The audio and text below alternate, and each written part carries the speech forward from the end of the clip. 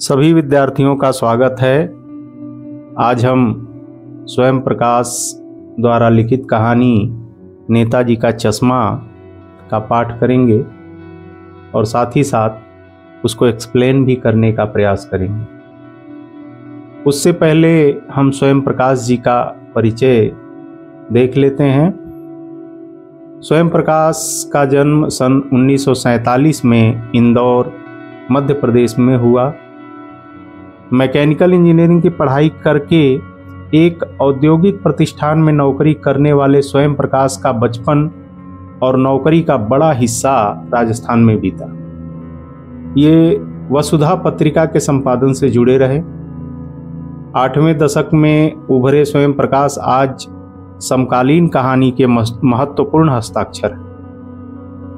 उनके 13 कहानी संग्रह प्रकाशित हो चुके हैं, जिनमें सूरज कब निकलेगा, आएंगे अच्छे दिन भी, आदमी जात का आदमी और संधान उल्लेखनीय है।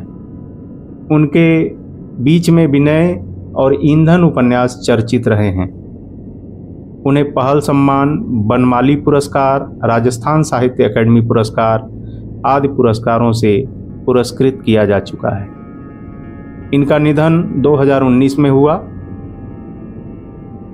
मध्यवर्गीय जीवन के कुशल चितेरे स्वयं प्रकाश की कहानियों में वर्ग शोषण के विरुद्ध चेतना है, तो हमारे सामाजिक जीवन में जाति, संप्रदाय और लिंग के आधार पर हो रहे भेदभाव के खिलाफ प्रतिकार का स्वर भी है। रोचक किस्सागोई शैली में लिखी गई उनकी कहानियां हिंदी की वाचिक परंपरा को समृद्ध करती हैं। कहानी का सारांश देख लेते हैं। चारों ओर सीमाओं से घिरे भूभाग का नाम ही देश नहीं होता। देश बनता है उसमें रहने वाले सभी नागरिकों, नदियों, पहाड़ों, पेड़ पौधों, वनस्पतियों, पशु पक्षियों से, और इन सबसे प्रेम करने तथा इनकी समृद्धि के लिए प्रयास करने का नाम देशभक्ति है। नेताजी का चश्मा कहानी कैप्टन चश्मे वाले के माध्यम से देश के करोड़ों नागरिकों के योगदान को रेखांकित करती है, जो इस देश के निर्माण में अपने अपने तरीके से सहयोग करते हैं। कहानी यह बताती है कि बड़े ही नहीं, बच्चे भी इसमें शामिल हैं। इसमें शामिल हैं तो देशभक्ति में, देश की आज़ादी की लड़ाई में। कहानी कुछ इस तरह से शुरू होती है। हालदार साहब को हर 15वें दिन कंपनी के काम के सिलसिले में उस कस्बे से गुजरना पड़ता था। कस्बा बहुत बड़ा नहीं था, जिसे पक्का मकान कहा जा सके वैसे कुछ ही मकान, और जिसे बाजार कहा जा सके वैसा एक ही बाजार था। कस्बे में एक लड़कों का स्कूल, एक लड़कियों का स्कूल, एक सीमेंट का छोटा कारखाना, 2 ओपन एयर सिनेमा घर और एक ठो नगर पालिका भी थी। नगर पालिका थी तो कुछ न कुछ करती भी रहती थी। कभी कोई सड़क पक्की करवा दी, कभी कुछ पेशाब घर बनवा दिए, कभी कबूतरों की छतरी बनवा दी, तो कभी कभी सम्मेलन करवा दिया। इसी नगर पालिका के किसी उत्साही बोर्ड या प्रशासनिक अधिकारी ने एक बार शहर के मुख्य बाजार के मुख्य चौराहे पर नेताजी सुभाष चंद्र बोस की एक संगमरमर की प्रतिमा लगवा दी। यह कहानी उसी प्रतिमा के बारे में है, बल्कि उसके भी एक छोटे से हिस्से के बारे में। पूरी बात तो अब पता नहीं, लेकिन लगता है कि देश के अच्छे मूर्तिकारों की जानकारी नहीं होने और अच्छी मूर्ति की लागत अनुमान और उपलब्ध बजट से कहीं बहुत ज़्यादा होने के कारण काफ़ी समय ऊहापोह और चिट्ठी पत्री में बर्बाद हुआ होगा, और बोर्ड की शासनावधि समाप्त होने की घड़ियों में किसी स्थानीय कलाकार को ही अवसर देने का निर्णय किया गया होगा, और अंत में कस्बे के इकलौते हाई स्कूल के इकलौते ड्राइंग मास्टर, मान लीजिए मोतीलाल जी, को ही यह काम सौंप दिया गया होगा, जो महीने भर में मूर्ति बनाकर पटक देने का विश्वास दिला रहे थे। तो एक कस्बा है, जैसे आप अपने आसपास के किसी भी छोटे कस्बे को उदाहरण के स्वरूप में देख सकते हैं। और उस कस्बे में एक छोटा सा चौराहा है। उसी चौराहे पर नगर पालिका के किसी उत्साही बोर्ड मेंबर ने कह लीजिए, या अध्यक्ष ने कह लीजिए, या सचिव ने कह लीजिए, जो भी है, उन्होंने नेताजी का एक मूर्ति बना दिया। और अनुमान लगाते हैं कि ऐसा हुआ होगा कि चिट्ठी पत्री आदि में बहुत समय बर्बाद हुआ होगा, बजट मूर्ति बनाने में बजट ज़्यादा लग रही होगी, तो कम बजट में कैसे बनाएं, इस पे बहस हुई होगी। और अंत में किसी बढ़िया कलाकार या प्रोफेशनल कलाकार को न बुला करके स्कूल में पढ़ाने वाले जो कला के शिक्षक होते हैं उन्हीं को बुला करके यह काम सौंप दिया गया होगा। इस तरह से यह अनुमान लगाते हैं कि ऐसा हुआ होगा। ऐसा हुआ है यह जरूरी नहीं, लेकिन ऐसा हुआ होगा उन्हें लगता है लेखक को। जैसा कि कहा जा चुका है, मूर्ति संगमरमर की थी। टोपी की नोक से कोट के दूसरे बटन तक कोई 2 फुट ऊंची, जिसे कहते हैं बस्ट, और सुंदर थी। नेताजी सुंदर लग रहे थे, कुछ मासूम और कमसीन, फौजी वर्दी में। मूर्ति को देखते ही दिल्ली चलो और तुम मुझे खून दो वगैरह याद आने लगते थे। तो दिल्ली चलो और तुम मुझे खून दो, मैं तुम्हें आज़ादी दूंगा का नारा नेताजी ने दिया था। इस दृष्टि से यह सफल और सराहनीय प्रयास था। केवल एक चीज की कसर थी जो देखते ही खटकती थी। नेताजी की आंखों पर चश्मा नहीं था। यानी चश्मा तो था, लेकिन संगमरमर का नहीं था। एक सामान्य और सचमुच के चश्मे का चौड़ा काला फ्रेम मूर्ति को पहना दिया गया था। हालदार साहब जब पहली बार इस कस्बे से गुजरे और चौराहे पर पान खाने रुके, तभी उन्होंने इसे लक्षित कर लिया, तभी उन्होंने इस पे ध्यान दिया और उनके चेहरे पर एक कौतुक भरी मुस्कान फैल गई। वाह भाई, यह आइडिया भी ठीक है। मूर्ति पत्थर की, लेकिन चश्मा रियल। जीप कस्बा छोड़कर आगे बढ़ गई, तब भी हालदार साहब इस मूर्ति के बारे में ही सोचते रहे और अंत में इस निष्कर्ष पर पहुंचे कि कुल मिलाकर कस्बे के नागरिकों का यह प्रयास सराहनीय ही कहा जाना चाहिए। महत्व मूर्ति के रंग रूप या कद का नहीं, उस भावना का है, वरना तो देशभक्ति भी आजकल मजाक की चीज होती जा रही है। दूसरी बार जब हालदार साहब उधर से गुजरे तो उन्हें मूर्ति में कुछ अंतर दिखाई दिया। ध्यान से देखा तो पाया कि चश्मा दूसरा है। पहले मोटे फ्रेम वाला चौकोर चश्मा था, अब तार के फ्रेम वाला गोल चश्मा है। हालदार साहब का कौतुक और बढ़ा। कौतुक मतलब और जानने की इच्छा हुई, भाई हो क्या रहा है। वाह भाई, क्या आइडिया है। मूर्ति कपड़े नहीं बदल सकती, लेकिन चश्मा तो बदल ही सकती है। तीसरी बार फिर नया चश्मा। हालदार साहब की आदत पड़ गई, हर बार कस्बे से गुजरते समय चौराहे पर रुकना, पान खाना और मूर्ति को ध्यान से देखना। एक बार जब कौतूहल दुर्दमनीय हो उठा तो पान वाले से पूछ ही लिया, क्यों भाई, क्या बात है, या तुम्हारे नेताजी का चश्मा हर बार बदल कैसे जाता है।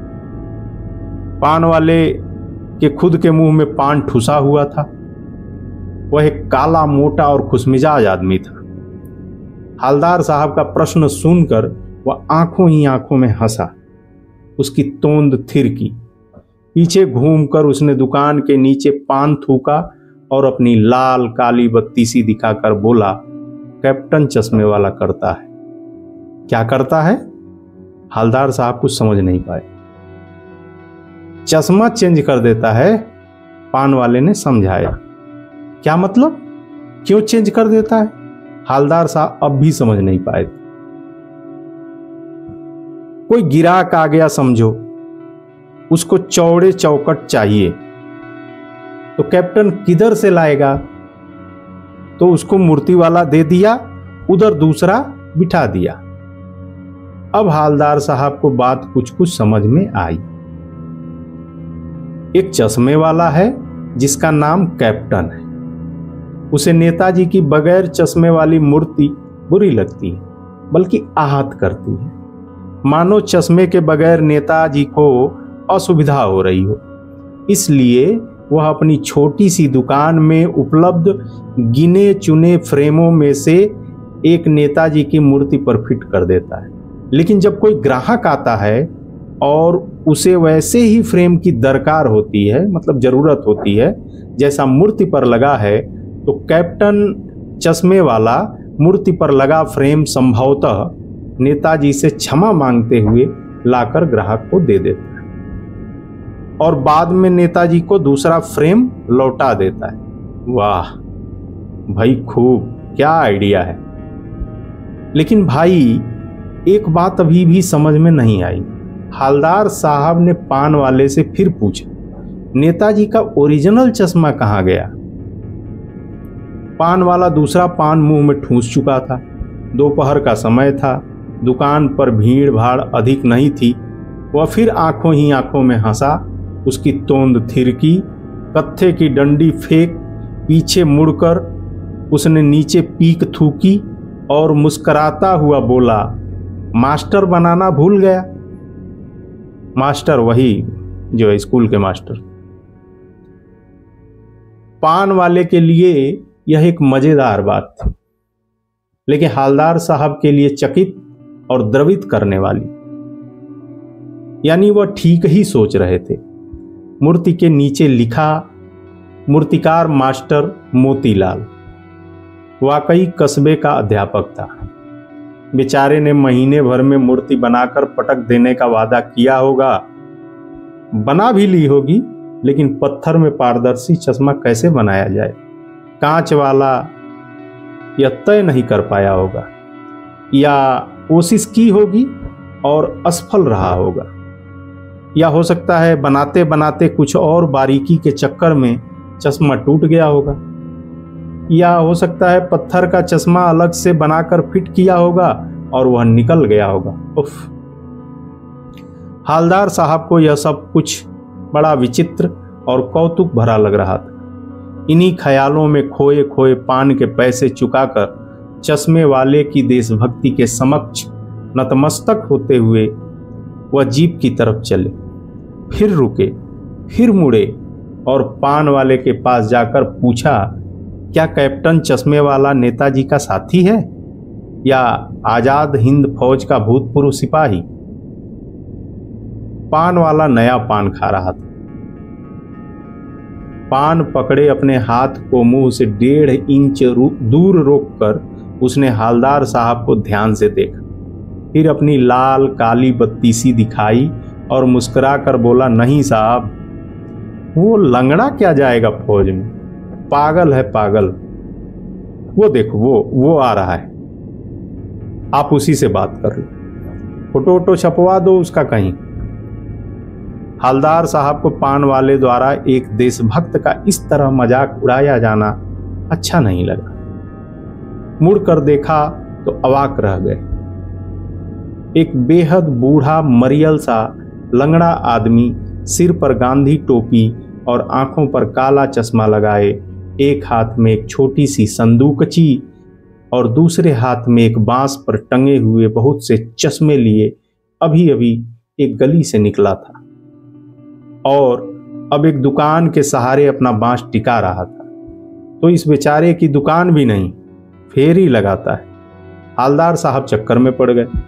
पूछना चाहते थे, इसे कैप्टन क्यों कहते हैं, क्या यही इसका वास्तविक नाम है? लेकिन पान वाले ने साफ बता दिया था कि अब वह इस बारे में और बात करने को तैयार नहीं। ड्राइवर भी बेचैन हो रहा था, काम भी था। हालदार साहब जीप में बैठकर चले गए। 2 साल तक हालदार साहब अपने काम के सिलसिले में उस कस्बे से गुजरते रहे और नेताजी की मूर्ति में बदलते हुए चश्मों को देखते रहे।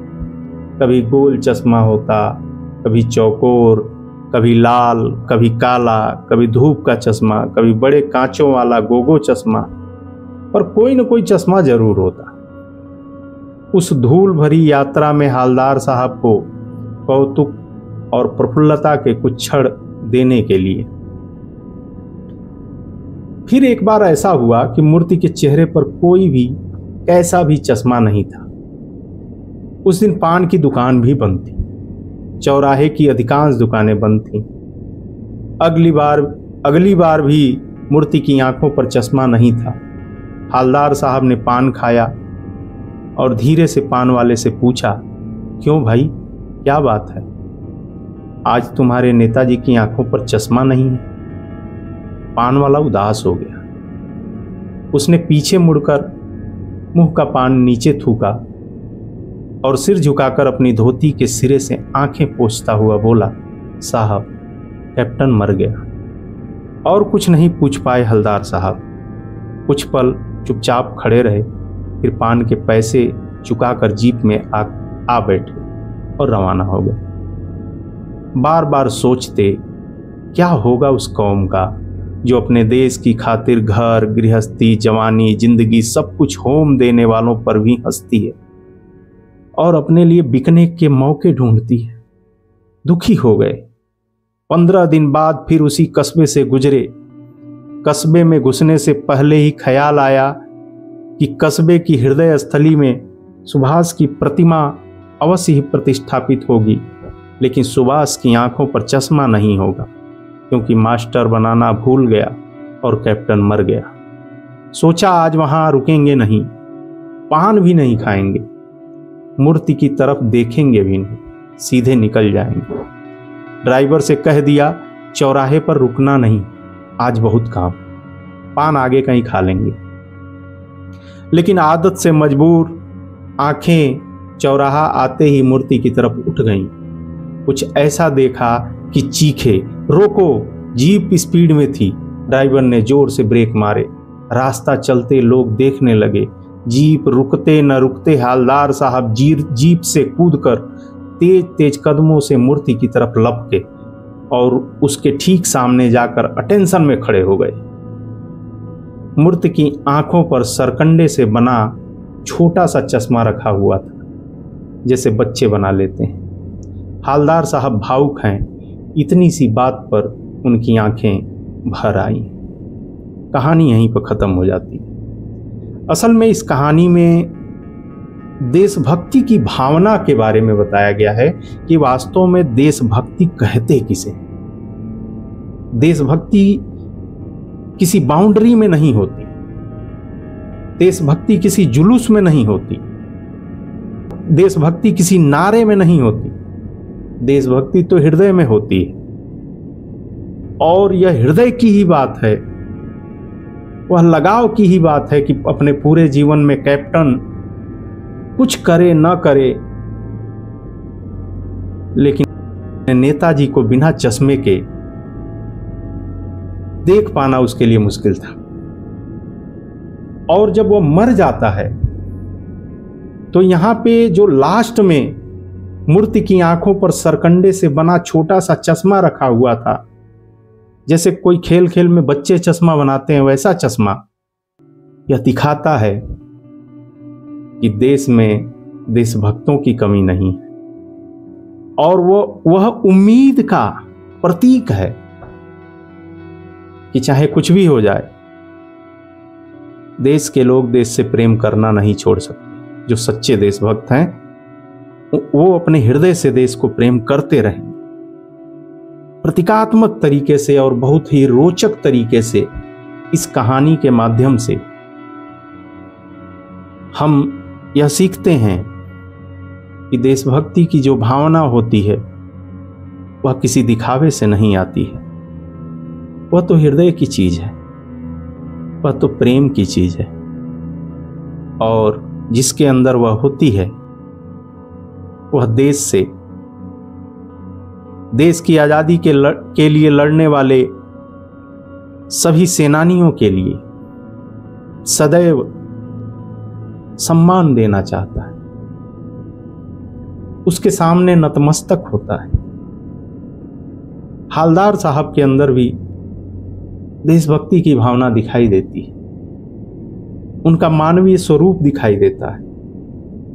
वो कैप्टन से कितने प्रभावित होते हैं, और उसके मरने पर दिखाई नहीं देता कि वो दुखी हैं, लेकिन अंदर ही अंदर वो दुखी हैं। और जो अच्छा काम करता है, पान वाला जो मजाक उड़ा रहा था, वह भी कैप्टन की मृत्यु पर दुखी है।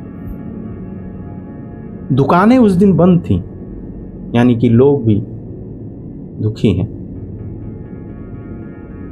असली कमाई किसी की होती है, यही होती है कि आपके लिए कोई रोए। बहुत बहुत धन्यवाद।